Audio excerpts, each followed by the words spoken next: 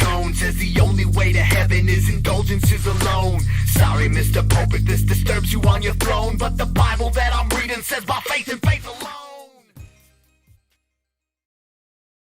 Hey, it's 2022, Jason again.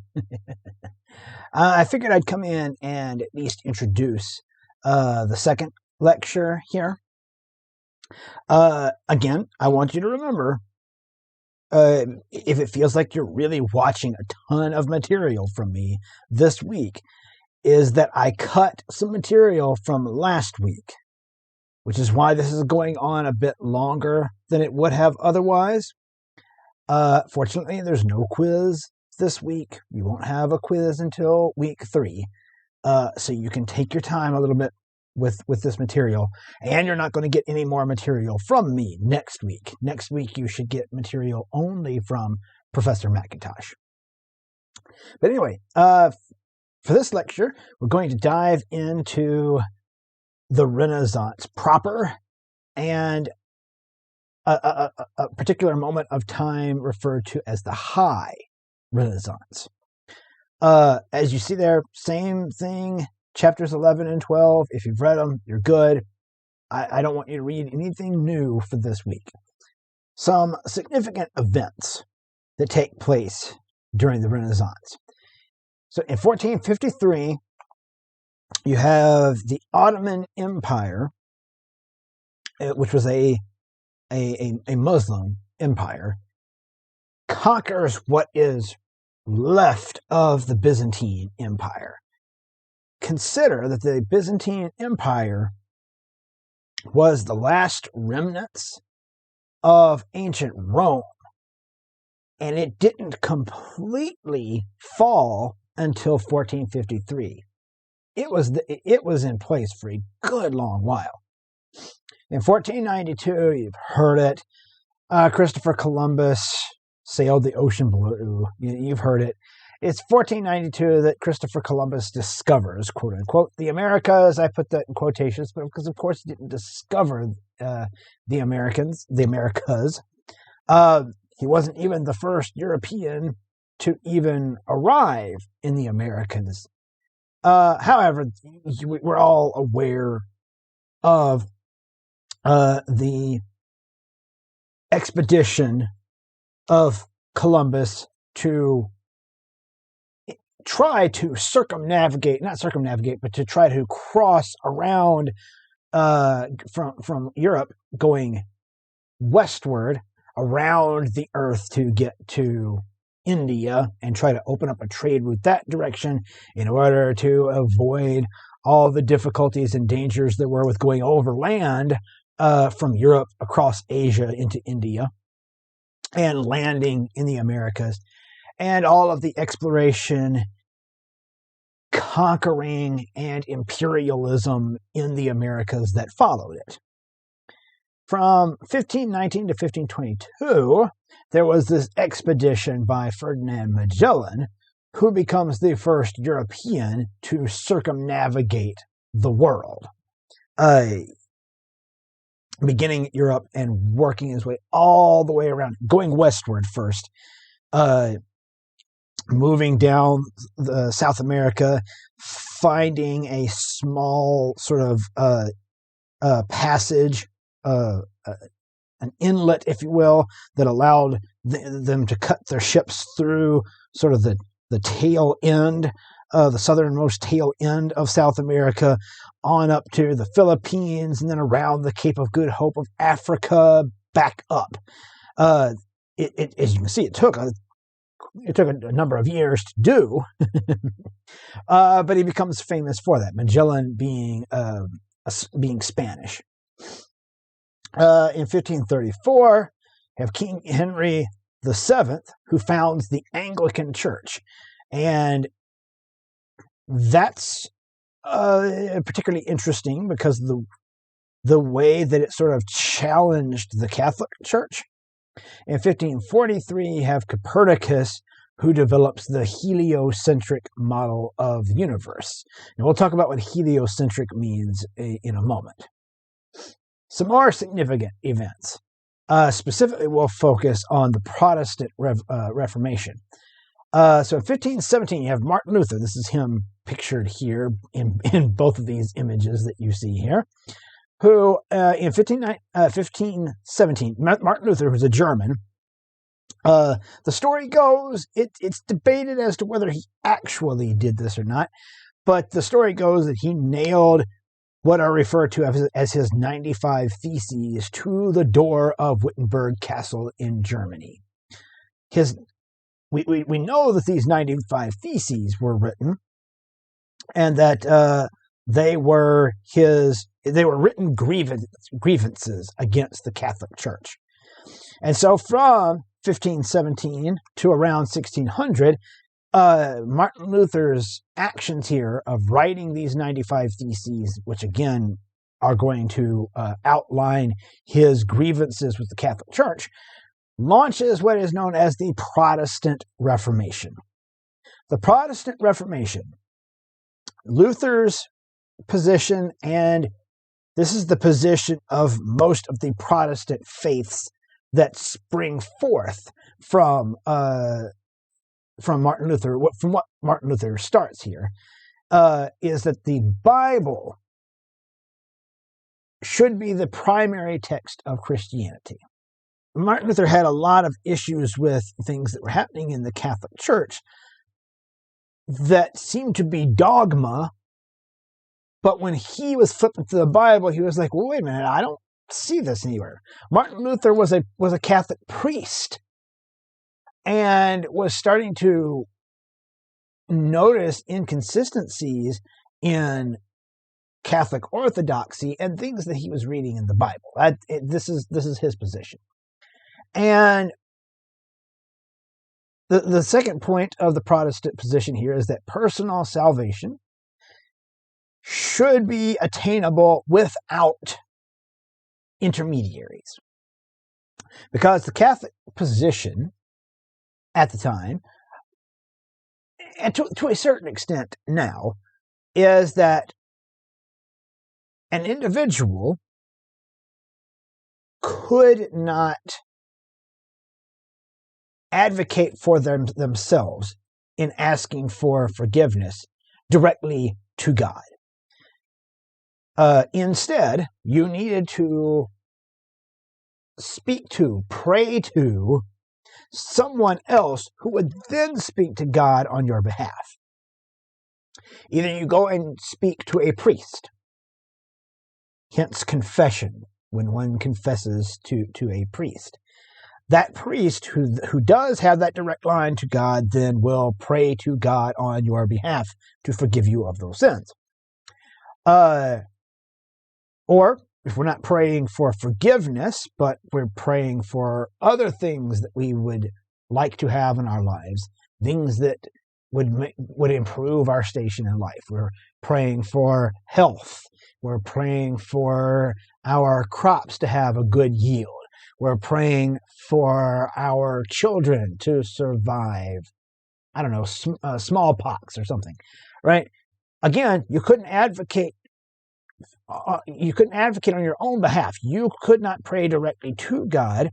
So you could bring that to a priest, or you could pray to a saint.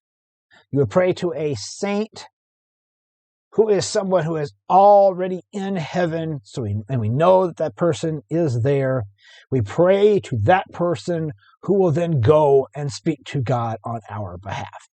And Martin Luther took umbrage with those ideas, but also how it was being abused. That the Catholic Church was also using that as a money-making scheme.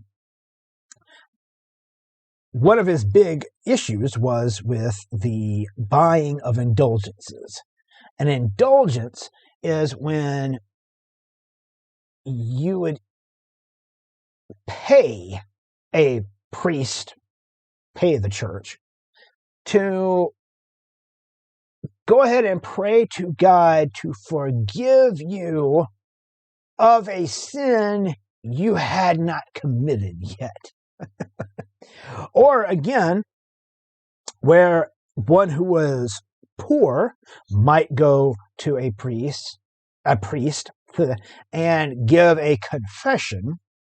And then the priest says, okay, go say, 24 Hail Marys, mend your relationship with that person that you hurt, what have you. Go do those things as penance, right? One who has money might go to confession and just pay money and say, I don't want to confess my sins. Go ahead and forgive them for me. And the church was indulging in this kind of thing, and it bothered Martin Luther. Now, Martin Luther himself, don't get me wrong, Martin Luther himself has a complex and problematic history as a human being. Right? There's plenty. He was no perfect human being himself, and in fact, a lot of his writings, he could write some of the most scathing, horrible insults of those that he felt had either wronged him or were in some way participating in the wrongs that he saw the church doing. Oh, he could write some of the. There is. Oh, I can't think of the. I can't think of the URL for the website now, but there's a website where you can ask to be. You click on a button and ask to be insulted by Martin Luther, and you get some horrible string of words where he just insults your intelligence or insults your breath or whatever, right? And they're just using quotes from things he wrote himself. But, so I want you to understand that I'm not trying to by any means place Martin Luther on some high pedestal, right? I'm only explaining what he saw as being problematic within the church. Now, he wanted to just reform the church. He was a priest, after all. He wasn't trying to completely form a new denomination. But, I thought I had a point about this. But unfortunately, because he wouldn't stop with this stuff, he was excommunicated from the church, and he says, fine, then, I'm going to go and form my own denomination, and he forms the Lutheran denomination. Others follow, the Calvinists, the Anglican church that we just talked about is one of them. Lots of Protestant faiths start popping up out of this. And it spreads its message quickly, specifically because it's only a few decades after the invention of the printing press. And the printing press was invented up north in Germany. So this begins to spread very quickly through printed material. And as such, I thought I also had a point about this, but as such, there's a big emphasis in Protestant faith at this time for literacy and to read, and the whole, as Paul would put it, to work out your own salvation, right? To read and understand and know for yourself, so that someone doesn't take advantage of you. In this case, it would have been, the thinking here would be the Catholic Church. Don't let them tell you what's in that Bible. Go and read it for yourself. And so there's lots of printed material that gets passed around, and so the Protestant message spreads extremely quickly, particularly in the north.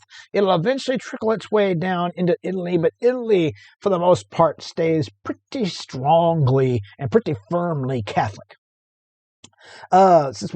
Since we spend a lot of our time together, you and I, talking about art, an important point that's perhaps a not so much a check mark in favor of the Protestant movement, what was maybe a bit more of a darker stain on their record, is that there was widespread what we call iconoclasm.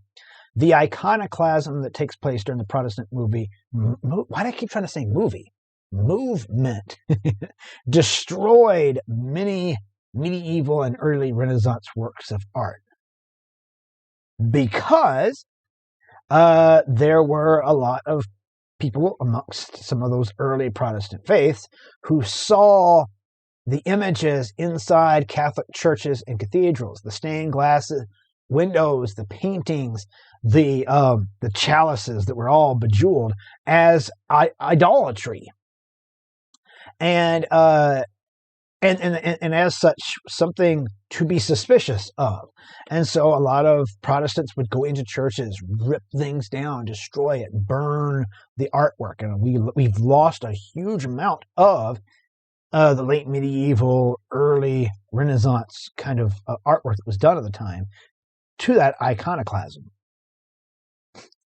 Now, we talked about the heliocentric model of the universe. Now, granted, we understand now that our solar system is just one part of the larger universe, and none of that stuff revolves around our sun. But at the time, this was the way of thinking. The geocentric model of the Earth, of the universe, really, was that this idea that the Earth was the center of the universe and everything else in the sky revolved around the Earth. This was because the Earth, it was a religious way of thinking, because if God created the Earth, and if everything happened the way Genesis describes it, and there was the Earth that was formed, and then everything else was put up in the firmament above, then it must all move around the Earth, because we are the important thing, right? We earthlings, we humans, the things that God created, we're important. But then you see, though, in order to make that work, what it requires, the model requires for all the planets to be going in wildly erratic patterns, spinning and doing loop-de-loops, right? Because from our viewpoint, as we are looking up at the sky, at the planets as they go by, right, we now know that the heliocentric model is correct. There's the fact that it was believed that the entire universe revolved around the sun isn't necessarily correct, but we know that in our solar system, all of the planets move around the sun. They're not all revolving around the Earth. So we know this to be the correct model. But it's not as if all the planets are moving around in exactly the same speed, right? Some move faster, some move slower, and some have much larger ellipses to move around. And so we're kind of like, we're all on a racetrack. And as you're going around that racetrack, so to speak, some planets will begin to look like they're catching up and moving past you, and then back up again, and you move on ahead, right? And so to compensate for what we observe in the sky, this was the model. Well, Copernicus comes along, making his observations, and realizes that what actually makes sense, and when he sort of places the sun in the center of the universe, all the observations make sense, is this heliocentric model of the universe, that the sun is actually the center of it all. Now, that's going to cause some big problems, not so much for Copernicus, but will a little bit later for a man by the name of Galileo Galilei, who is also going to make the same claim, backing it up with lots of observations. That's going to get him in trouble with the Catholic Church. But we'll talk about that more in depth later. All right, so now we get into this brief period known as the High Renaissance. It's a period that's marked by, or it's considered by historians to be the moment when when Europe completely emerges out of the Middle Ages into the Renaissance proper. So what defines the High Renaissance? Again, as I mentioned, it's a brief period spanning roughly from 1490 to 1520. That's the marker is 1520, specifically in Italy.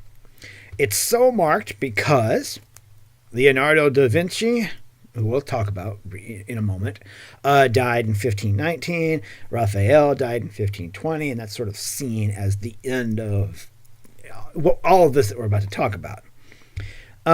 This was a time where things were just right. The demand and the supply were exactly what was needed, right? There were many wealthy patrons, especially the church. Now the church is sort of springing back at this point, who have a high demand for art at the very moment that there was a new generation of quote-unquote genius artists who emerged on the scene.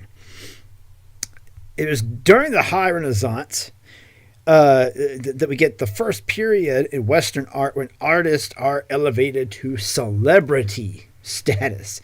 Like these people that we're talking about, there's a reason you know their names, even if you don't know much in the way of art. Right?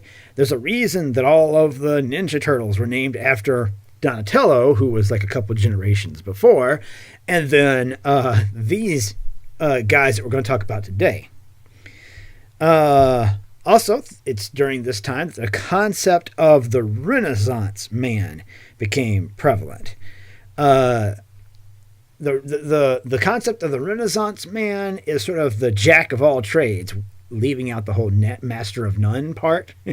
The idea of the Renaissance man was someone who was involved in lots of intellectual pursuits at once. So artists also saw themselves as scientists and philosophers. And there were all these innovations that were being pushed by artists, by scientists, by whomever, to exceed the accomplishments of the ancients. Not just looking back and copying what they had done, but see if we can't push what they've done even further. And the Renaissance man, by trying to not be good at just one thing, but being good at multiple things, was seen as a means of accomplishing that. During this particular time, Florence becomes unstable, and as I mentioned just a moment ago, the church, which was wealthy and is now regaining a little bit of its power, Florence and the church are going to be butting heads. Florence sort of sees themselves as David to Rome's Goliath, right? And they're constantly butting heads. In this newly wealthy church, you have a couple of popes, Popes Julius II and Leo X, who, interestingly, was a Medici, who are commissioning vast amounts of art and architecture, trying to showcase the power of the church and to be used as propaganda, because during this time, there's all that unrest that's happening in the north with the Protestant movement, right? Now, what are the characteristics of high Renaissance art? How can we recognize it when we see it? Well, there's no one specific style that defines the High Renaissance, but there are a few common characteristics that are, again, common enough that we can note them. These artists, as I said, they're sort of in a class of what were considered genius artists, and in addition to that, they are considering themselves to be Renaissance men. In addition to that, they're these huge celebrities in their time, and their work shows itself through things like extreme technical skill, an understanding of ancient Greece and Rome, though they are going to try to outdo the accomplishments of ancient Greece and Rome. Mathematically balanced compositions. That's something that's being pulled somewhat from ancient Greece and Rome, but their obsession with it is it goes beyond anything that the ancients did. They're going to idealize the human figure, again, an ancient Greek and Roman thing. And then, again, Renaissance men, they're going to blend science and philosophy and art through things like optics, So you're going to have artists like Leonardo da Vinci who are into the effects of light, geometry, all of that all those mathematical compositions, anatomy. They get really interested in the inner workings of the body because that needs to come into play. There's something called the four humors. Now, this is more of a medieval thing, where it was sort of believed that your temperament, or whether or not you were healthy or sick, depended upon four bodily fluids, and if any of those were out of proportion, those became known as the four humors. And there's no need for me to dive into all of that. It would take up too much time to try to talk about all that. But it was sort of understood then that the facial expressions, the color of the skin, the way that one carried themselves when they were being affected by any one of those four bodily fluids being out of balance was something that you could portray in art to very quickly impart to a viewer that character's motivations, how they're feeling, whatever, right? You could really quickly communicate those kinds of things. They like to bring in Greek philosophy, and they like to play around with questioning the nature of reality. Chief among them, and really the patriarch of the group. He's the oldest of these genius artists who arrive in the High Renaissance. Leonardo da Vinci actually straddles the line between the two. He's got some of his work that's very firmly in the early Renaissance, but he lived long enough that what's considered his genius work really happens in the High Renaissance. He was born in Vinci, hence Leonardo da Vinci. His name is literally Leonardo of Vinci. But he was trained in Florence, so he got trained under all that good Florentine art that was happening at the time. But interestingly, Leonardo da Vinci, for as much as he is remembered as this great genius artist at the time, that was not the main thing that he tried to advertise himself as. He constantly traveled the Italian states and eventually went up to France as well, constantly looking for work amongst the royalty and the political elites of different city-states and kingdoms, to saying, hey, hire me on as, sure, an artist, but also a scientist, a musician, an architect. He even would sell himself as a military engineer, and oftentimes it would be those other things that he would mention first in his letters that he would write. He'd be like, hey, hire me on, I'll design some really great military machinery for you, and by the way, I happen to kind of also be an artist. It's a thing I do. It's interesting that he didn't always necessarily see art as the top tier thing that he should be known for, at least. But he has these two extremely important contributions to oil painting, sfumato and chiaroscuro, which we'll dive into in a moment. Interestingly, however, Leonardo was the consummate procrastinator. Leonardo was a huge procrastinator. It's amazing that what we have of his we consider so amazing and so genius, because in his time he was seen as a guy who just could not get his work done. So as a result, very few of Leonardo's finished paintings have survived, because since he involved himself in so many pursuits, he actually rarely completed any of his work. As I just said a moment ago, he was the consummate procrastinator. In fact, there are several recorded accounts of complaints by patrons about Leonardo's slow progress on work, some of which he took a decade or even more to actually finish. And in fact, some of them he just never finished. He'd get started on a piece, get interested in something else, and walk off, and not finish the thing. Sometimes people would threaten to never pay him again, and he'd come back and try to work on it for a while, maybe get paid, and then move on. Sometimes he's just going to be like, yeah, I've moved on from that. Leonardo for you, man.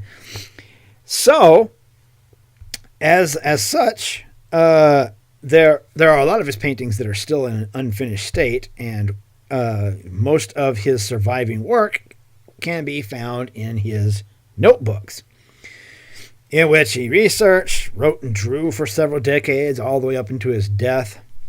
And in it, as I mentioned, these are his greatest surviving contributions to art. But also, he has a lot of notations in there of, for military engineering and strategy, as well as inventing things.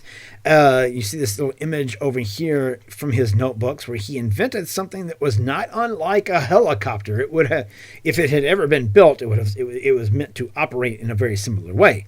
It's just that it would have been powered by human beings, and so it's not exactly a viable means of flying. But he tried. Up here, so we see these are all excerpts from his notebooks, and up here we have what he called his ornithopter, right? And it was a planned flying machine where a person would climb in here. They'd have their feet in these stirrups here, and they'd grab their these handles here with their hands, as you can sort of see happening in here, and by sort of pumping those with both feet and hands, get the wings flapping.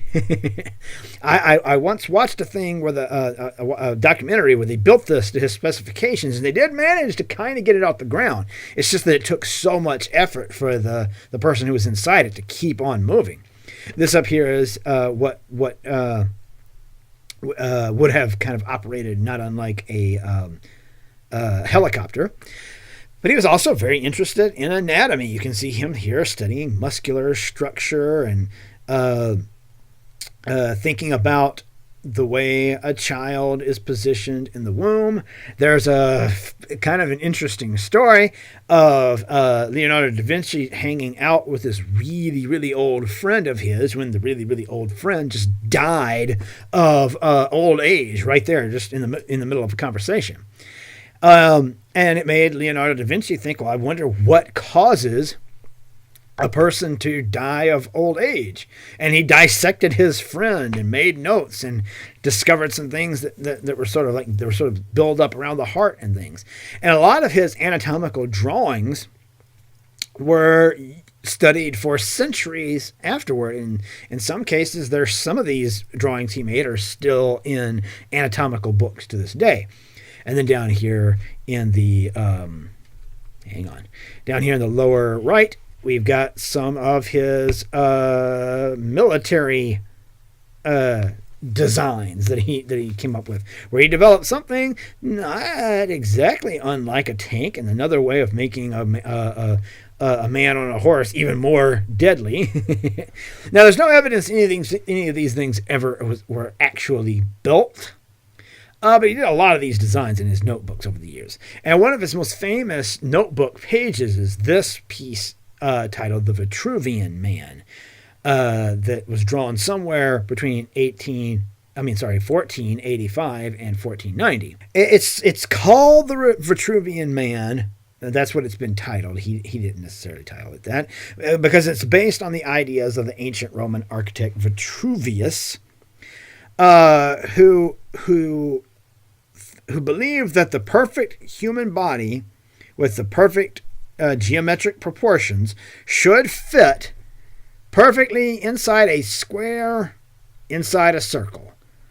Right? And so this is Leonardo da Vinci playing around with some of those mathematical proportions that I talked about back when we were talking about ancient Greek art, but also looking at some of the ideas of a later Roman architect.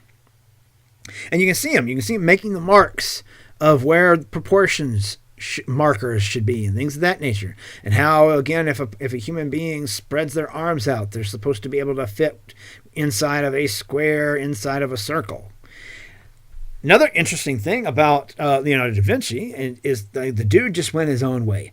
He was born left-handed into a world that just...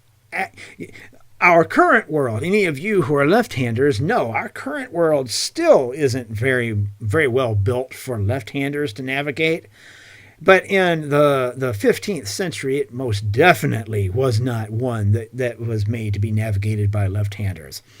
And if you, as a left-hander, and this is normally I ask people to like raise their hand if they're a left-hander, you lefties know one of the frustrations of writing is that you're writing in the way that's been developed by a people who are majority right-handed to write from left to right. And when you do that, that means that your hand is just scooting right along what you've written, and you end up smearing it. Well, Da Vinci said, screw that noise, I'll just write backward. And if you look at this writing, you can see he's not writing left to right, he's over here starting at the right and writing from right to left in a way of writing that has to be viewed with a mirror. It's called mirror writing for that reason. Just one more thing with Da Vinci. Now, so like I said, in his paintings, he developed two techniques that have been very important part of painting ever since. Chiaroscuro and sfumato. Chiaroscuro, as it says here, is an Italian term which literally means light, dark. Chiaro, light, scuro, dark. Chiaroscuro, light, dark. In painting, it refers to clear contrasts which are often used to suggest the volume and modeling of subjects depicted. Right? This is a really strong contrast between light and shadow. You've got extremely bright areas and extremely dark shadows without a lot of detail, right? As if the subject were emerging out of darkness into some light. We'll look at examples. Sfumato, fun word to say, is an Italian term that means smokiness. And in painting, it refers to the blending of edges to create a realistic, soft focus. Right? So, unlike what we saw Giotto doing, right, where he was looking at old Roman sculpture that was still hanging around and noticing the really strong contrast between the light areas and the shadows areas. He's certainly not going as strong as Chiaroscuro, but still, right, he's got these very clearly defined area of light and a very clearly defined area of shadow. Sfumato thinks about having a bit more of a soft gradient between that light and that shadow, and that is truer to what our eyes see. What he's thinking about with sfumato and why it's called smokiness is that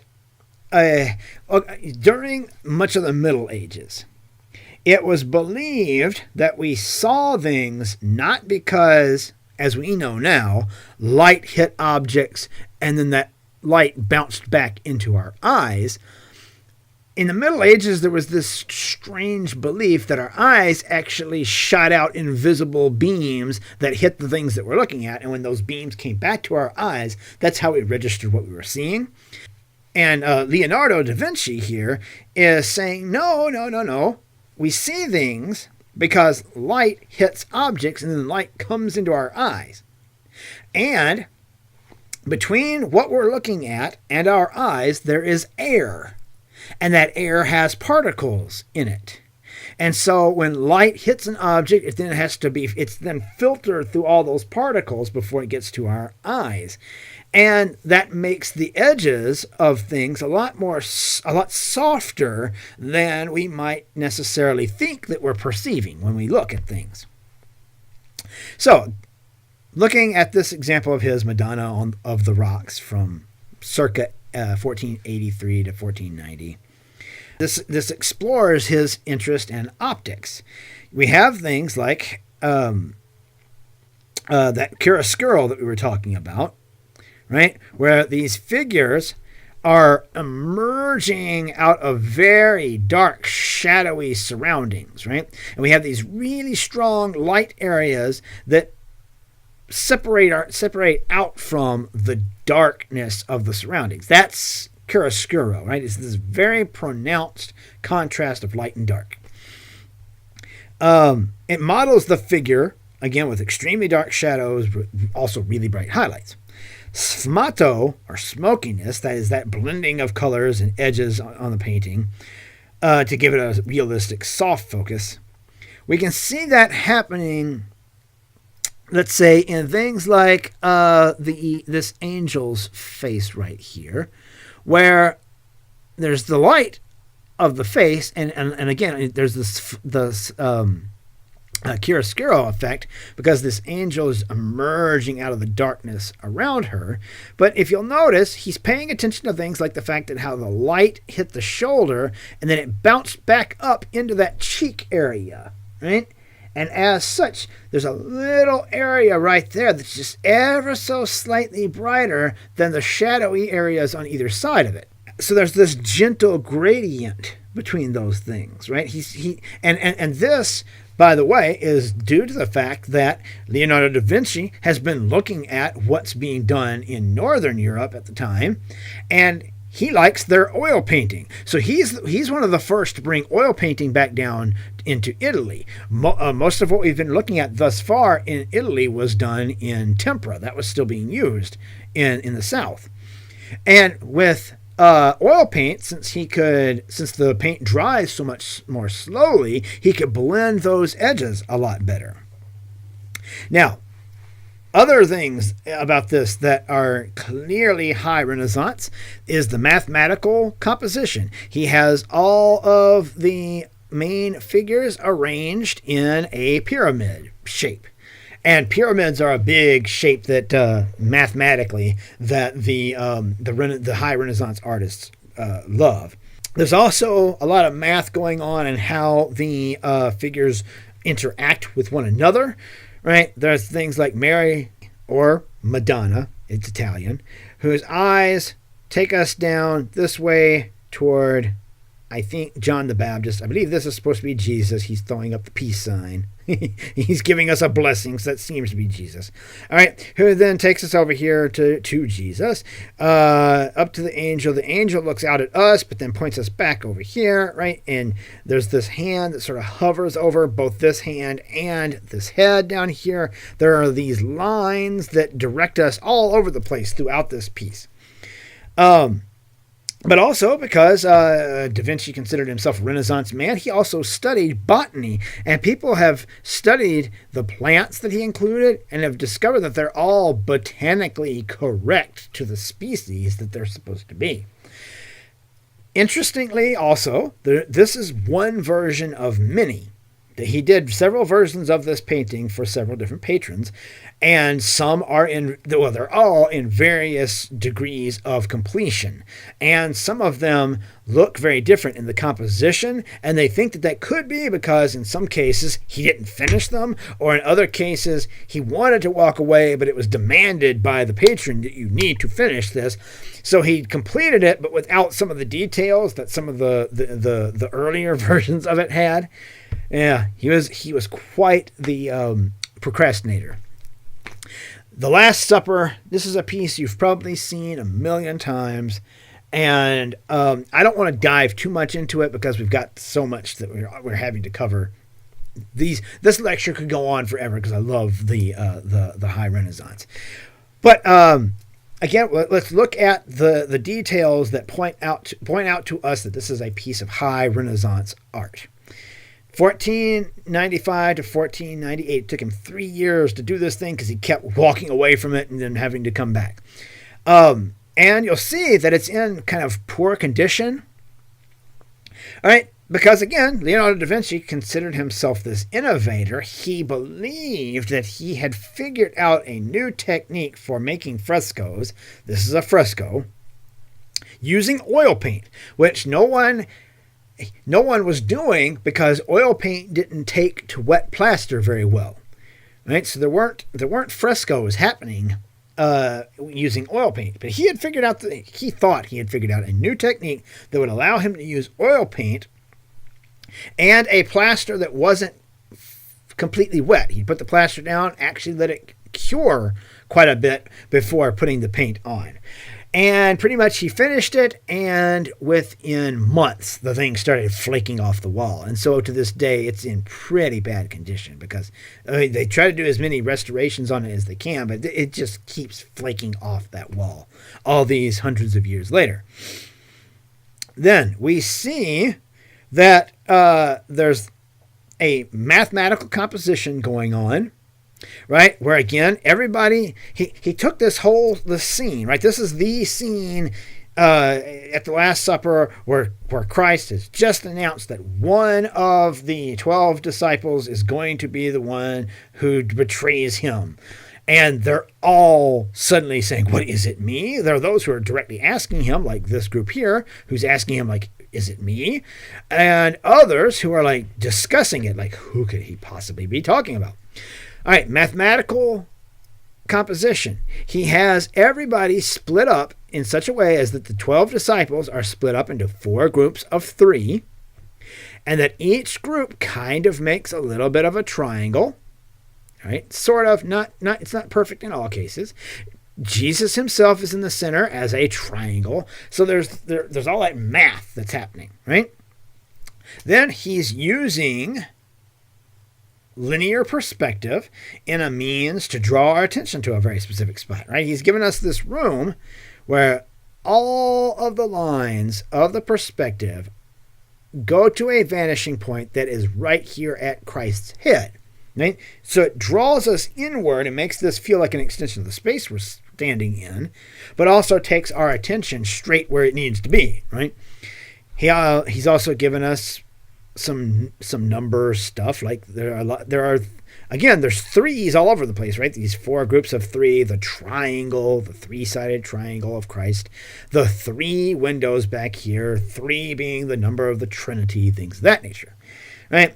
He's also giving us some storytelling in that here's Judas, who, by the way, it is certainly a problematic thing of excuse me, medieval and Renaissance depictions of the Last Supper, that Judas is usually dark-skinned. It's problematic, I know. But there he is, dark-skinned and holding his bag of silver. This is Peter here leaning over to John the Baptist. John the Baptist is always shown as very young, and he's usually shown as just absolutely being unable to handle the information that he's just heard from Jesus. So this is John the Baptist just about to faint, and Peter over here trying to get his attention and getting him to ask, hey, can you, since Jesus really seems to like you, can you ask Jesus who he's talking about? That kind of a thing.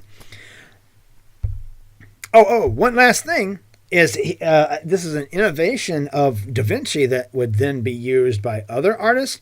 Normally, when the Last Supper was presented to us, it would be done in such a way where some of the disciples might have their back to us, because it was artists trying to figure out, like, I got to get everybody around this table. Leonardo da Vinci realized that he could instead take the table and make it just like you are being presented with the bread and the wine of communion, as if the table were the table that one symbolically approaches when they go to the altar to take communion. So this side is left empty, this whole entire side of the table, because why would it be? Why would they all be hanging out on one side of this table so cramped? It's because this side of the table is for us. An excellent example of sfumato is the Mona Lisa. In this painting, the Mona Lisa, probably his most famous painting, we see some chiaroscuro for sure, right? These areas down in here are so dark, we can barely see any details in there.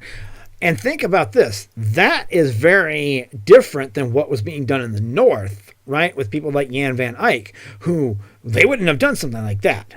Right? They would have included every single little tiny bitty detail that would have been in that shadowy area. But Da Vinci says, no, that's not how our eyes see, right? When light hits our eyes adjust to that light, and certain areas get pushed really dark, and we don't see as much detail in that. That happens, say, when we walk from a very very bright outdoors area and then step inside, there's that brief moment where we can't see a lot of the details, or if we're in a dimly lit room, but there's one thing that's nice and brightly lit. Well, where the light hits it, we see it really well, but then the shadowy side, a lot of detail gets lost. He's playing around with that. He wants us to see things in that way. That's chiaroscuro. The sfumato we get in the very delicate gradients from light to shadow, right? Where there's this light area on her cheeks, but then look at how softly it's blended until you get to the shadow area, right? There's this really gorgeous little gradient that's happening there, as opposed to, again, what we saw with, say, Giotto, where Giotto probably would have given us one like harsh shape of light there and one harsh shape of shadow there, right? It would have just been two shapes of color right next to one another. He's blending that edge, giving us that impression of how light hits an object, in this case a face, travels back through particles of air, comes into our eyes. The focus is then softer as a result.